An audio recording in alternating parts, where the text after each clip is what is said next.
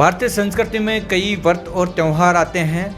महिलाएं कई व्रत करती हैं, लेकिन एक दाम्पत्य जीवन में जो खुशहाली लेके आने वाला जो व्रत है वो है करवा चौथ का व्रत। और महिलाएं बड़ी शिद्दत से उस त्यौहार को मनाती हैं, व्रत करती हैं। अंतर्राष्ट्रीय भविष्यवक्ता पंडित रविंद्राचार्य हमारे साथ जुड़ चुके हैं। आइए उनसे जानते हैं कि करवा चौथ का व्रत है वो किस तारीख को मनाया जाएगा और क्या शुभ मुहूर्त उसका रहेगा। महाराज बताएं। राधे राधे, जय श्री श्याम। ओम सोम सोमाय नमः। अब की बार 20 अक्टूबर 2024 को चौथ का व्रत आ रहा है। मुहूर्त इस प्रकार रहेगा, शाम 5:46 से रात 7:09 तक रहेगा। ये शुभ मुहूर्त शाम से स्टार्ट है। महाराज, जो महिलाएं हैं उनको किस प्रकार से सुबह की शुरुआत उनको करनी चाहिए, कैसे और किस प्रकार से व्रत करना चाहिए? जी, जो चौथ का व्रत है वो अपने घर पे शिव और पार्वती की प्रतिमा के सामने पाटा पे लाल कपड़ा बिछाए, शिव और पार्वती की प्रतिमा रखे, धूप दीप करे, रोली और चावल से तिलक करे, गुलाब की माला अर्पित करे, प्रसाद चढ़ाए बर्फी का, और एक लोटे में जल रखकर शिव और पार्वती के पास 16 श्रृंगार की सामग्री रखें। और इस दिन विशेष कृपा, जैसे पति की लंबी आयु के लिए शिव चालीसा का पाठ करें। दूसरा मैं आपको बताने जा रहा हूँ कि इस दिन विशेष इसलिए है क्योंकि आपने शास्त्र अनुसार पहले सुना हो कि सावित्री ने अपने पति के प्राण बचाने के लिए चौथ का व्रत किया था और विश्वास से किया और पति को जीवन वरदान मिला। तो ऐसे ही सभी महिलाओं से मेरा आग्रह है कि आप बड़े विश्वास से पूजा करें, इसका फल अवश्य मिलेगा और पति की लंबी आयु बढ़ेगी।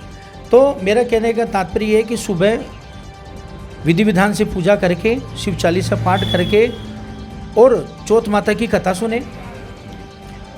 जी महाराज, ये दिन की दिनचर्या हो गई और किस प्रकार से जब चंद्रमा उगता है तो उस टाइम कैसे किस प्रकार से पूजा करें? देखो, चंद्रमा जब उगता है तो व्रत का जो है चंद्रदेव से आका जाता है, यानी इसके जो अधिपति है वो चंद्र देवता है। चंद्र देवता को जो मैंने पूजा में जल बताया था वो जल अर्पित करे, अर्घ दे और चलनी होती है उससे चंद्रमा को देखे और विश्वास से और मन से प्रार्थना करे कि मेरे पति की लंबी आयु हो, उनकी कोई हारी बीमारी न हो, स्वस्थ रहे। फिर वो जल ग्रहण करें और जो अपने बड़े बुजुर्ग हैं उनका भी विशेष, हालांकि हर दिन आशीर्वाद लेना चाहिए बड़े बुजुर्ग का, उस दिन आशीर्वाद ले सासू से। इससे क्या है कि जो उनकी जो आशीर्वाद है वो लगेगा और वैसे प्रतिदिन लेना चाहिए क्योंकि आशीर्वाद सबसे बड़ा होता है। फिर आप शिव पार्वती को प्रणाम करके फिर भोजन ग्रहण करें। जी, एक विशेष बात बताने जा रहा हूँ। किसी की हारी बीमारी है, स्वस्थ नहीं है पति किसी का, तो महामृत्युंजय का जो मंत्र है वो आप बोल करके जो अर्घ का जो पानी है जो महिला पिएगी उसमें से थोड़ा सा जल पति को पिला दे, ओम झूम सह बोल करके। तो मेरा पूर्ण विश्वास है कि धीरे धीरे उसमें सुधार आना स्टार्ट हो जाएगा और वो स्वस्थ रहेगा क्योंकि चंद्रमा शिव जी के मस्तक पे बैठते हैं और कालों के काल महाकाल जो बीमारियां हरते हैं महामृत्युंजय का जाप करके। वो कहते हैं ना, अकाल मृत्यु वो मरे जो कर्म करे चांडाल का, और काल उसको क्या मारेगा जो भक्तों महाकाल का। तो शिव जी का जल उनको पिला दें। इससे मुझे पूर्ण विश्वास है बिल्कुल धीरे धीरे वो ठीक होने लगेगा।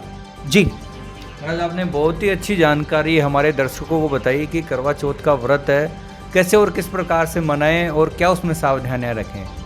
साथ ही महिलाओं के लिए ये बताया कि अगर उनके घर में कोई बीमार है, उनके पति बीमार हैं, अगर वो अर्क का जो पानी बचता है उसको महामृत्युंजय मंत्र का जाप करके अपने पति को या कोई बीमार व्यक्ति है उसको पिलाएंगी तो वो धीरे धीरे ठीक हो जाएंगे।